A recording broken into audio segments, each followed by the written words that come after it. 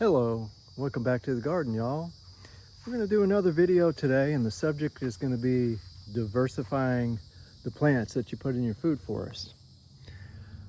I'm also going to start doing something here. I'm going to, as you can see um, from the video here, I'm kind of panning out. I hope this will make for a little bit better. If you've been watching my channel, you know that I don't spend a lot of time. Actually, I don't really spend any time at all editing videos. It's just not my cup of tea. I just want to do just basically an edited video. I'm not trying to make any money with this, and just wanting to share what I think is important is natural ways to grow food and take care of our planet, take care of nature. But I am figuring out that maybe it's a little bit better video to watch if I'm panned out. Oh, it probably helps if I take my fingers off the camera there. So that's what I'm going to be doing from now on. But on the subject of diversification, we don't really know what's going to happen with this climate now. We know that overall the earth is definitely getting hotter, but pockets are getting colder. Some areas are getting drier, other areas are getting wetter. And there's a lot more volatility now in the weather than there used to be. And even though it's getting warmer, we get these polar vortexes that just plunge down into the southern part of the mainland United States, deep down into Texas and Florida, producing some really cold weather. We've been in the mid to high 90s here every day lately, and yet the end of January, first day of February, we had a couple of mornings that hit 19 degrees here. So yeah, it's the weather's becoming unstable, it seems to be, and even though we're in the rainy season now, and we've been getting a little bit of rain, as we always do, but we're not really getting it very consistently. We're going a good solid week at a time with temperatures up around 96 degrees with no rain, and it's pretty tough. It's pretty tough on plants. So, in this sandy soil that doesn't hold water well, that's really tough on plants. So it just points out the importance to diversify. If you want to grow plants, it's a good idea to diversify, because you don't know what's going to work and what isn't. Here where we're at, south of Ocala, Florida, we're in zone 9B. We're down at the southern edge of Marion County, and zone 9B is what's coming up for this location. 9B is tempting to really grow a lot of the tropical plants. And because of that, we're growing some tropicals here. If you've been following my channel, you've kind of seen my philosophy on tropical plants. And so that's part of the diversification process, is grow temperate plants, but also grow tropical plants if you're in probably zone 9A, 9B, 10, 11, etc. But some of the tropical plants that we try to grow here, they didn't make it. So let me just start with the plants that didn't make it and haven't been doing that well. And then I'll transition over into plants that are doing better. And then we'll end the video with plants that are really doing well. And I didn't know when I started this garden last year, I didn't know what was going to do well and what wasn't. So that's the whole point about diversifying. Just plant lots of different things and see what works and what doesn't. And if it's not working, you probably shouldn't waste any time on that. And what is working, maybe you can lean into that and plant more of those. So let's talk about the things that didn't work here. Unfortunately, avocados did not work here. 19 degrees is hard on an avocado, especially a young tree. And so I had some cold tolerant avocados, Brogdon and Winter Mexican. These are considered really cold tolerant varieties, but they froze, died, and they didn't come back. Nothing came back from the roots on those. Another plant that's actually not particularly known to be all that cold tolerant, and that was the ice cream bean that we had here last year. I really wanted that to work because ice cream bean, besides being an edible tree, it's a nitrogen fixing tree. So I really wanted the ice cream bean to work, but I probably, should have known that it probably wasn't going to work. With this Super El Nino, they're saying that this coming winter, theoretically, it should be a little bit wetter and a little bit warmer than the average winter here in our location and across the southern U.S. Maybe had this coming winter, if it pans out that way, if it had happened last winter, we may still have our avocados, we may still have our ice cream beans. But you don't know what you're going to get from one year to the next. Another thing that happened is even though bananas grow well here, as you can see, these are huge and they're going to get bigger. They're going to grow really well. We're still in early July, so they're going to grow a lot more. But the freeze came, killed them all the way back to the ground, absolutely down to the dirt. And you can't really get any harvestable bananas when that's happening. It kind of takes about 18 months of growth for a banana plant to produce edible fruit. I don't know if we're going to get 18 months here, but even if we don't, we might still get fruit some years. Some of these, if they die back from the freeze this coming winter and then come back up next spring, they may produce a little bit of a crop during the growing season next year. We'll see. As far as other tropicals, obviously we love to have these Mexican sunflowers like this one and all our Mexican sunflower forests that we have going over here. These are great for, building soil, as we talked about on this channel many times. Really great for chop and drop. They're pumping lots of sugar into the ground. So they're great. They're not edible, but they work fine here. I would imagine these could work on up into maybe even up into zone 8. They certainly grow well during the season, and I would imagine if you covered them with a big pile of leaves over the winter, the roots would survive that. They survive here very well. That 19 degrees didn't touch them. I think I lost one out of about 40 that I have. Other tropicals, well, this Suriname spinach came back even after 19 degrees. It's doing well. That's a tropical leafy green. This cranberry hibiscus, it popped back up from the roots. It's doing well. So some of the tropicals do well. I don't think that these cassavas here could do that well here if I didn't provide assistance. And I provided assistance by, for example, this plant right here was started as a cutting last summer, and I kept it alive in the greenhouse over the winter. So different strategies you can use as well with tropical plants when you're in an area that's close to tropical but not quite there. So that's some examples. Oh, there was right here in this spot, there was a Suriname cherry. It didn't make it. It froze solid and did not make it. Some sort of semi-tropical plants that have made it okay. Got through that really hot, cold snap that we had. These would include things like, for example, this cherry of the Rio Grande. And as I said, even though it does come from Brazil, it's really more of a temperate plant. There's another one there. I mean, they're growing. So far, they don't show signs of producing fruit much. But let's give them a few more years and see what happens.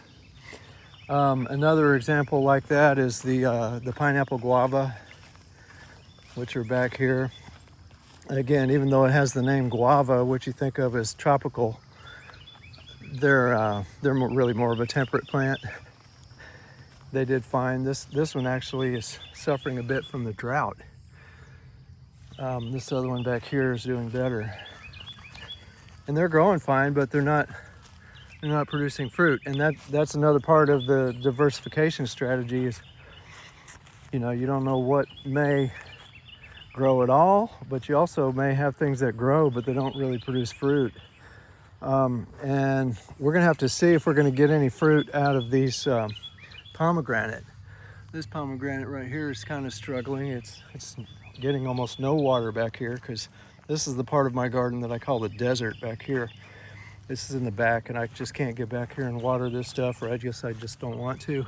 It's too much work. There's another one.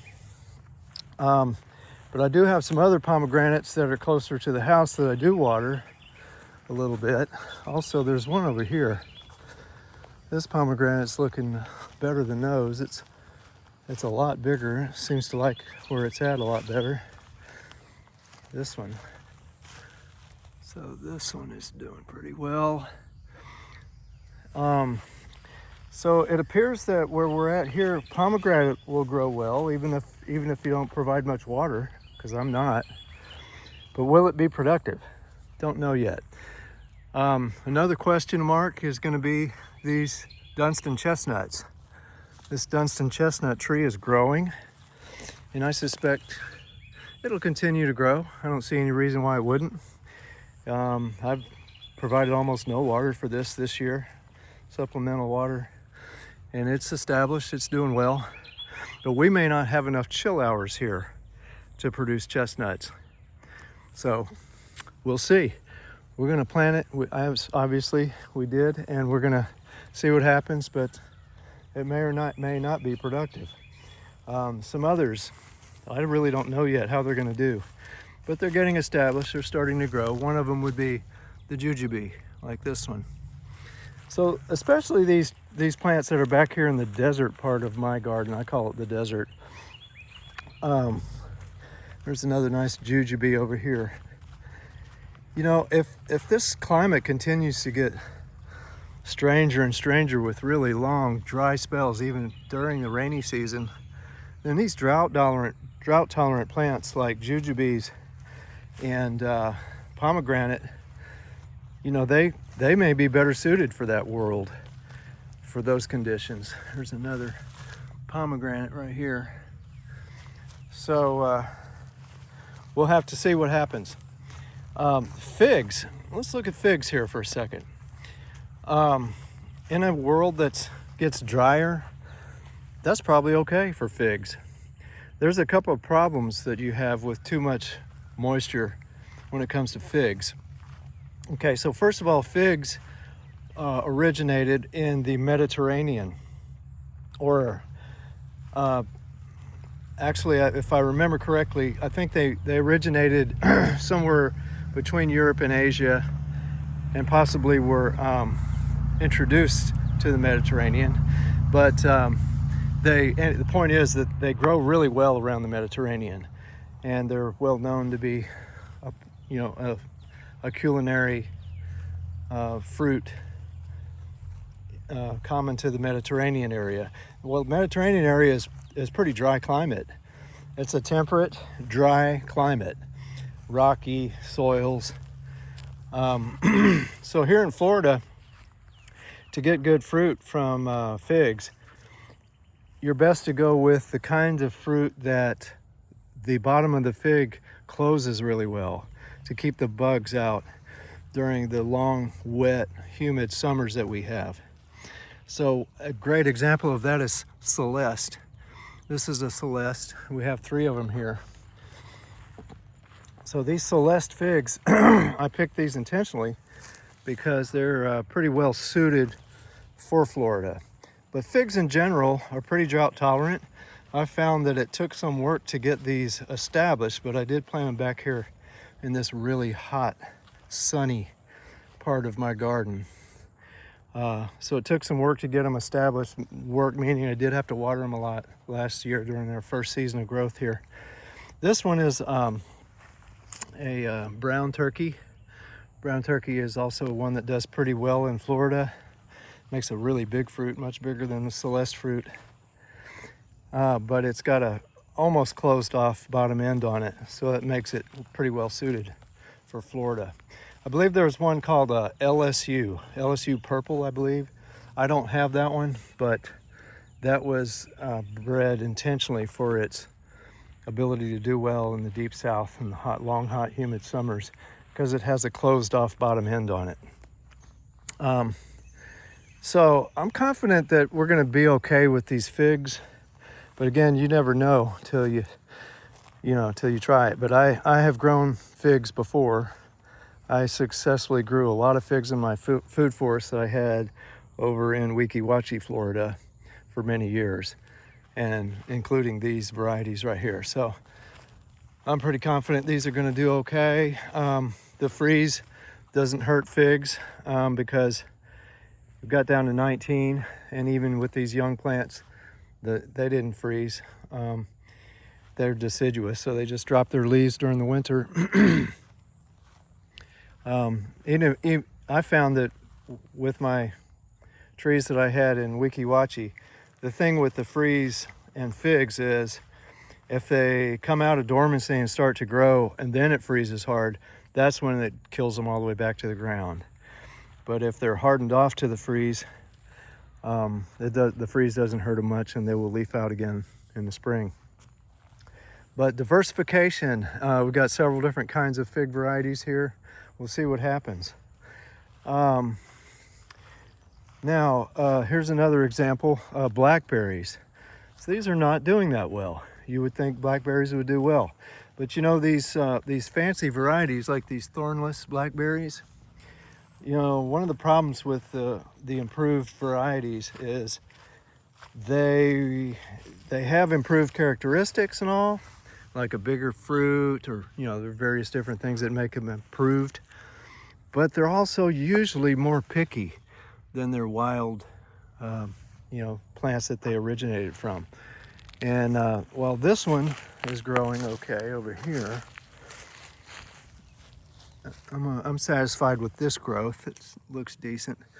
But my other two over here, this one and this one, they don't look too good. And I think this fruit got infected with some sort of a pest that took that fruit out. It didn't hurt, or didn't help any that I wasn't able to get back here and water these as much as I needed to during some long dry spells. But diversification. We're hoping that these Mysore raspberries will do well. They do very well in places like Hawaii, where there's plenty of rainfall.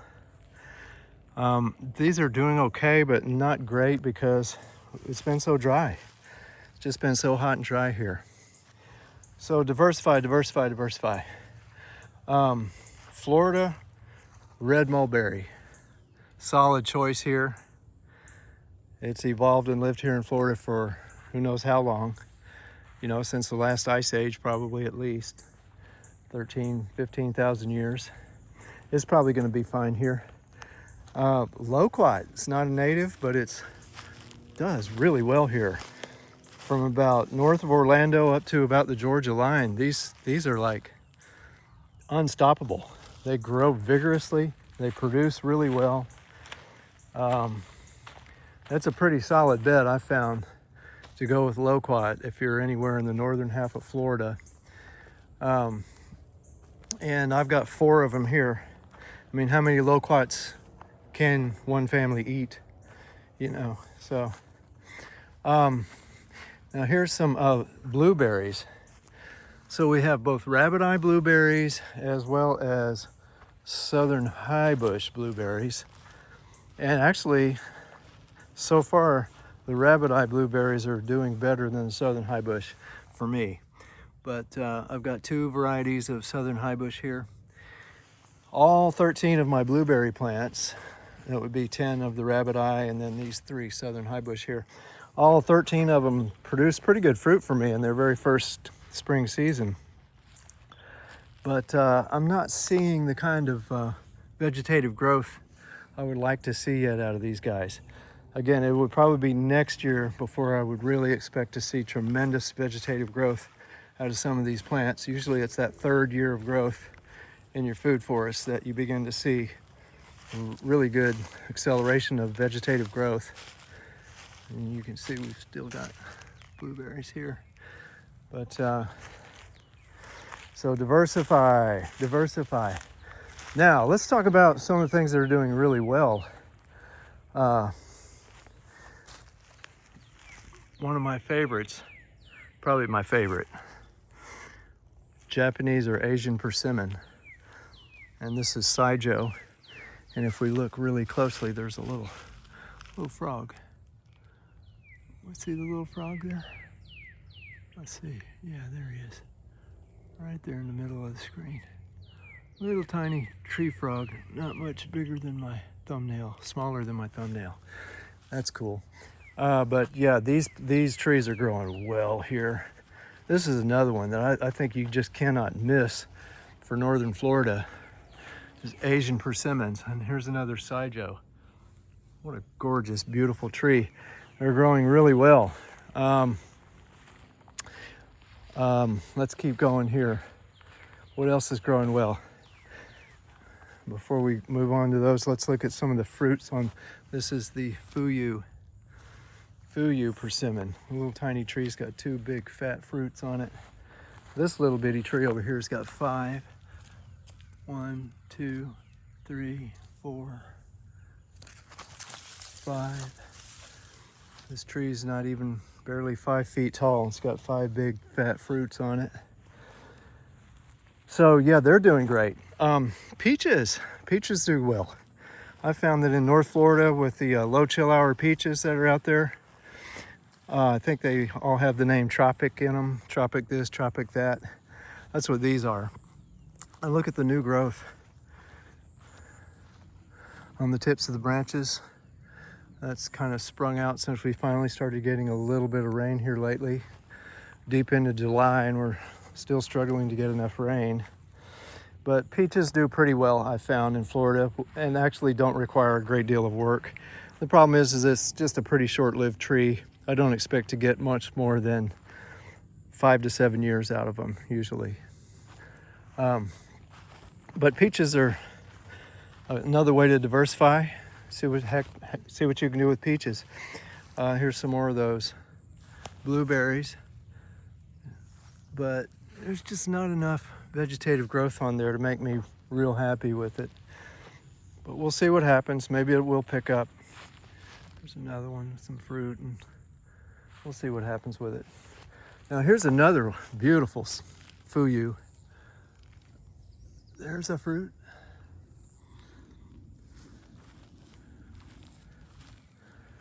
There's one. There's one. What is that? 3 so far. 4 or 5. 2 more right there. There's at least 5. 1, 2, 3, 4, 5. But beautiful trees, growing really well. I'm not having to water it or do much with it. I thought elderberry might do well. If we start getting some pretty good rain, it'll do better. It's hanging in there, and it's even made some berries here during our only its 2nd season of growth here on our property. But I don't know if I have wet enough conditions to grow elderberry. But if this super El Nino produces a lot of excessive rainfall going in through next year, that'll really benefit the elderberry. But it could be bad for, the pomegranate and the jujubes. I think they do okay with rain, especially in our sandy soil. But what you have to worry about is the fungus and the mold that comes from too much rain and too much humidity. Now here's another native Florida red mulberry. So it should be doing well. And let's take a look at it. It's got some nice growth on it. Natives and non-natives, diversify. Diversify. And then here's a third variety of Asian persimmon. This one's called Great Wall, and it's another astringent similar to the Saijo. Similar just in terms of that they're both astringent varieties versus the non-astringent Fuyu. And then plums. This plum tree is looking magnificent. Really looking good. Only got like one plum, but that's okay. Next year is when I hope to start harvesting plums from this tree. But 3 different plums varieties that we have here. All 3 of them are low chill hour varieties, but Diversify. I've got 3 trees, all 3 are different varieties. Hopefully at least one of them will pop and produce well for me. Just take a kind of a quick look around, see if there's another. Well, in addition to the native Florida red mulberries, we also have these everbearing mulberries.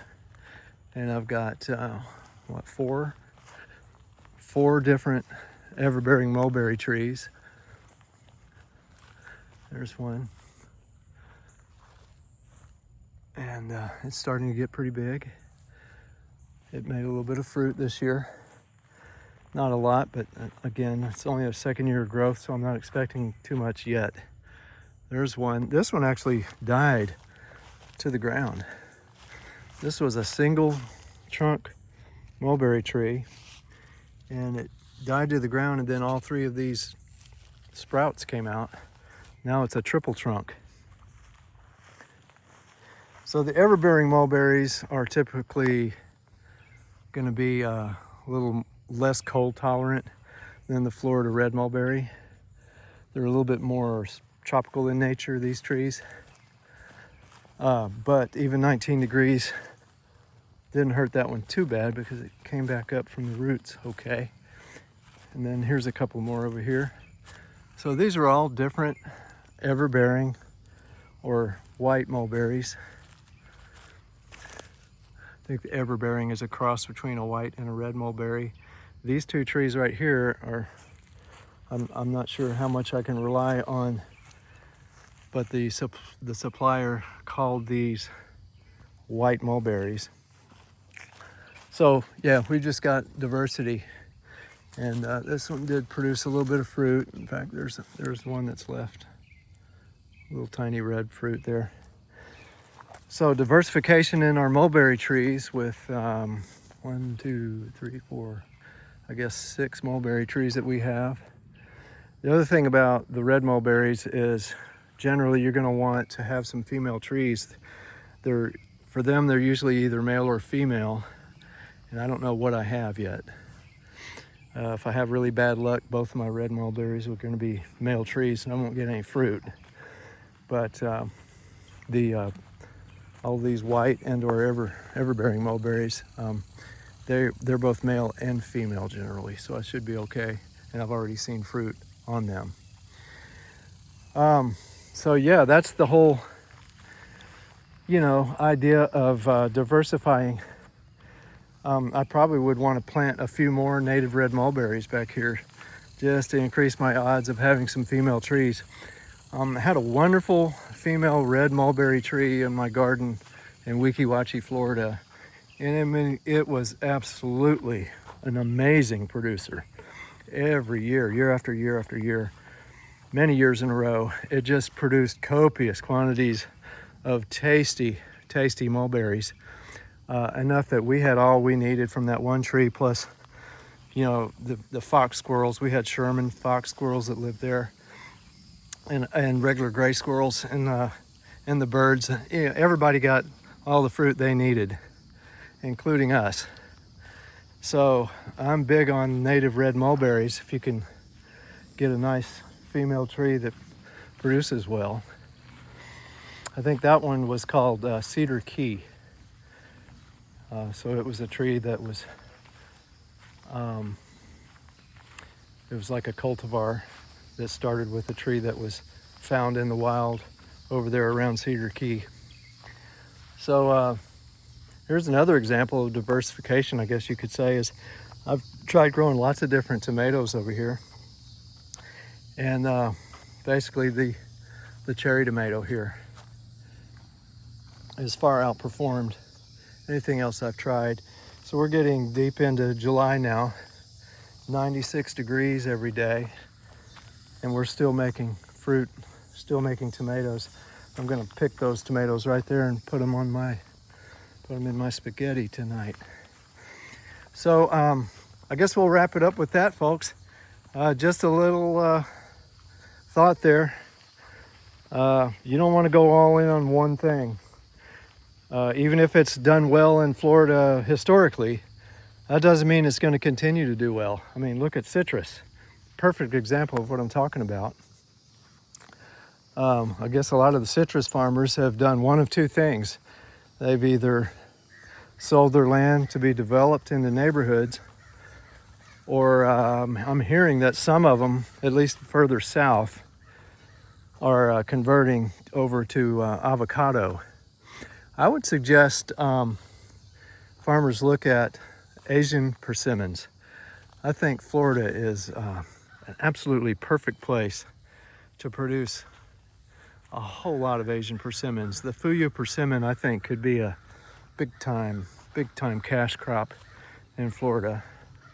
And I know if I was a citrus farmer and I lost all of my entire orchard to citrus greening, I'd be looking very seriously into growing something like the Fuyu persimmon there instead. All right, diversification. It's good to do. Happy gardening, everyone.